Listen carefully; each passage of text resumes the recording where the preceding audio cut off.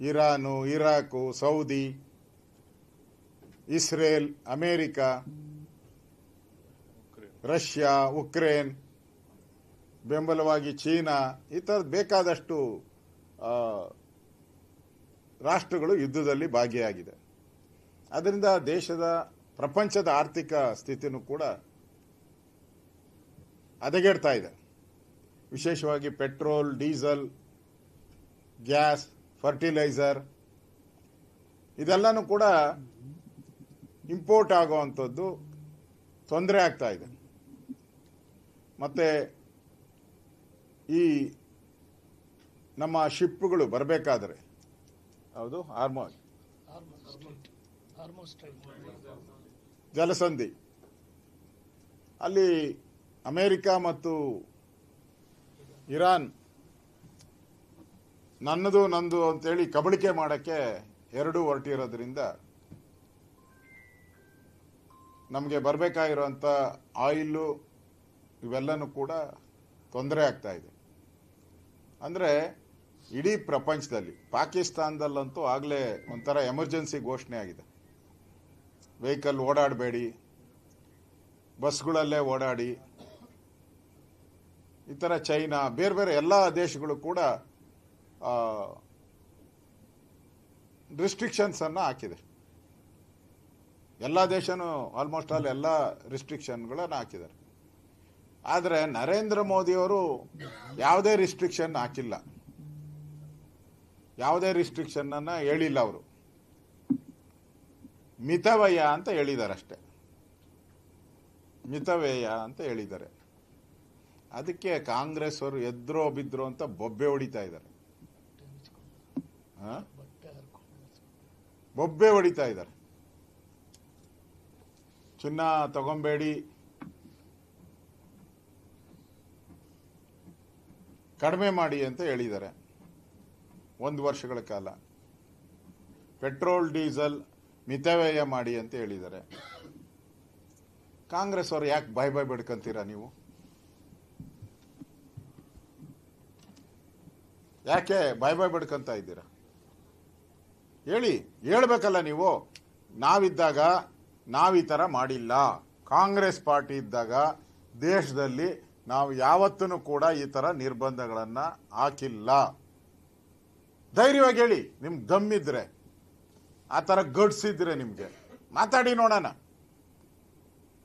ನೆಹರು ಅವರು ಹೇಳಿದ್ರು, ಯುದ್ಧ ನಡೆಯುವಂಥ ಸಂದರ್ಭದಲ್ಲಿ ನಿಮ್ಮ ಮನೆಗಿರೋ ಚಿನ್ನ ಎಲ್ಲ ತಂದು ದೇಶಕ್ಕೆ ಕೊಟ್ಬಿಡಿ ಅಂತ ಹೇಳಿದ್ರು.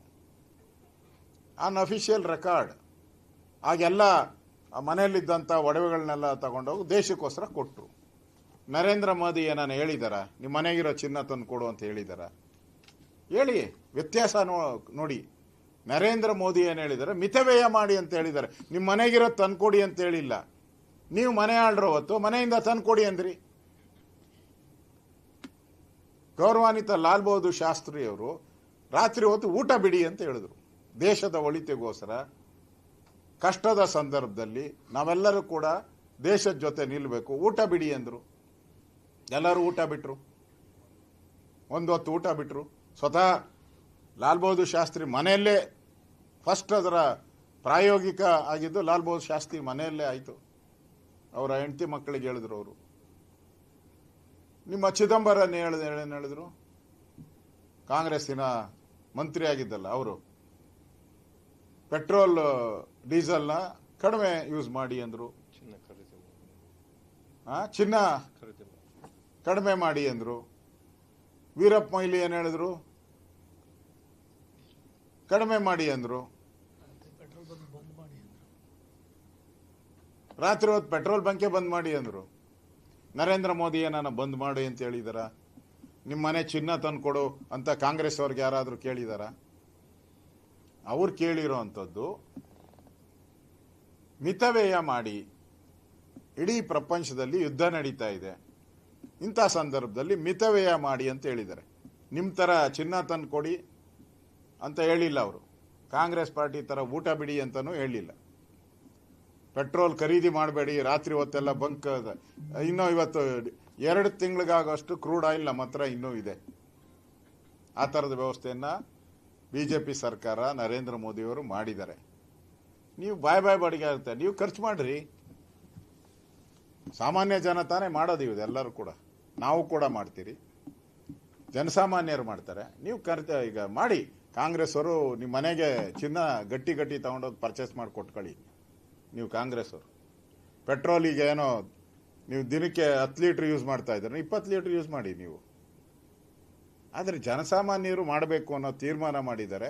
ಈಗಾಗಲೇ ಹಲವಾರು ಅಧಿಕಾರಿಗಳು, ನೆನ್ನೆ ಒಬ್ಬ ನ್ಯಾಯಾಧೀಶರು ಕೂಡ ಸೈಕಲ್ ಮೇಲೆ ಹೋಗಿರುವಂಥದ್ದು ನಾವು ನೋಡ್ತಾ ಇದ್ದೀರಿ. ಇವತ್ತು ಕೇಂದ್ರದ ಸಚಿವರುಗಳು ಕೂಡ ಮಾಸ್ ಟ್ರಾನ್ಸ್ಪೋರ್ಟ್ ಯೂಸ್ ಮಾಡುವಂಥದ್ದು ಮಾಡ್ತಾ ಇದ್ದಾರೆ. ಅದಕ್ಕೆ ಜನಸಾಮಾನ್ಯರು ಇದಕ್ಕೆ ಬೆಂಬಲವನ್ನು ಕೇಳಿದ್ದಾರೆ ನರೇಂದ್ರ ಮೋದಿ. ಇದು ಒತ್ತಡ ಅಲ್ಲ, ವಿನಂತಿ ಮಾಡಿದ್ದಾರೆ. ಆ ದೃಷ್ಟಿಯಿಂದ ನಾವು ಕೂಡ ಅದಕ್ಕೆ ಸ್ಪಂದನೆ ಮಾಡ್ತಾ ಇದ್ದೀರಿ. ನಾವು ಯೂಸ್ ಮಾಡ್ತಾ ಇರೋವಂಥ ಕಾರುಗಳ ಇರ್ಬೋದು, ಅದರಲ್ಲಿ ಸುಮಾರು ಒಂದು 30-40% ಏನು ಖರ್ಚು ಮಾಡ್ತಾ ಇದ್ರಿ ಪೆಟ್ರೋಲು ಡೀಸೆಲ್, ಅದನ್ನು ಕಡಿಮೆ ಮಾಡುವಂಥದ್ದು. ನಮ್ಮ ಬೆಂಗಾಲು ವಾಹನಗಳು ಇದೆ, ಅದನ್ನು ಕೂಡ ಕಡಿಮೆ ಮಾಡುವಂಥದ್ದು, ಯೂಸ್ ಮಾಡೋದು. ಒಂದಿನ ಬಿಟ್ಟು ಒಂದಿನ ಆ ಥರ ಯೋಚನೆ ಮಾಡ್ತಾ ಇದ್ದೀನಿ ನಾನು. ಬೆಂಗಾವಲುಗಾವನ ಯೋಚನೆ ಮಾಡ್ತಾ ಇದ್ದೀರಿ, ಅದನ್ನು ಒಂದಿನ ಬಿಟ್ಟು ಒಂದಿನ ಯೂಸ್ ಮಾಡೋವಂಥದ್ದು, ಅಥವಾ ಅವಶ್ಯಕತೆ ಇದ್ದಾಗ ಮಾತ್ರ ಅದನ್ನು ಯೂಸ್ ಮಾಡೋವಂಥದ್ದು.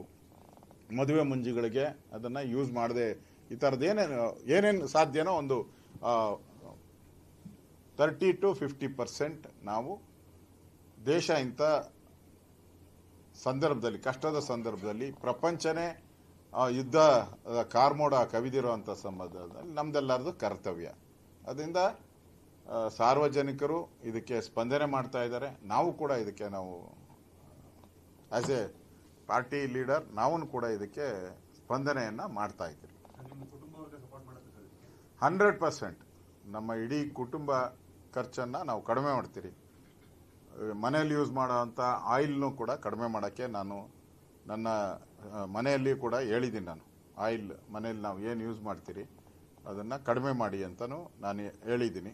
ಮತ್ತು ಪೆಟ್ರೋಲ್ ಡೀಸೆಲ್ ಅಂತಲೂ ಅವಶ್ಯಕತೆ ಇದ್ದಾಗ ಮಾತ್ರ, ಈ ಕಾಫಿ ಕುಡಿಯೋಕ್ಕೂ ಕಾರಲ್ಲಿ ಹೋಗೋದು, ತಿಂಡಿ ತಿನ್ನೋಕ್ಕೂ ಕಾರಲ್ಲಿ ಹೋಗೋದು, ಇವೆಲ್ಲ ರದ್ದು ಮಾಡಬೇಕು.